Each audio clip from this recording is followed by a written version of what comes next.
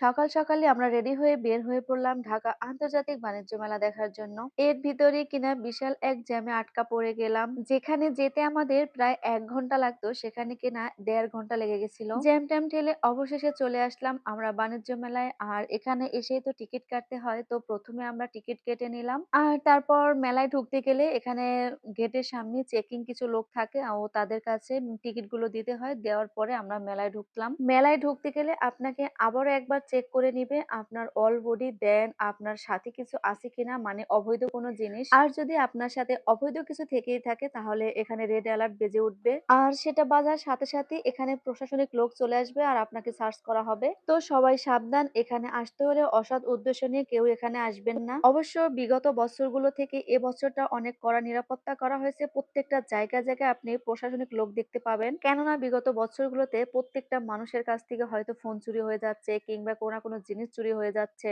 যার জন্য মেলার ভিতর থেকে শুরু করে মেলার বাহিরেও রাস্তায় প্রত্যেকটা জায়গায় প্রশাসনিক লোক দ্বারা নিরাপত্তা দেওয়া হচ্ছে। তো পরবর্তী ভিডিও পাওয়ার জন্য পেজটিতে ফলো দিয়ে রাখবেন। ধন্যবাদ সবাইকে।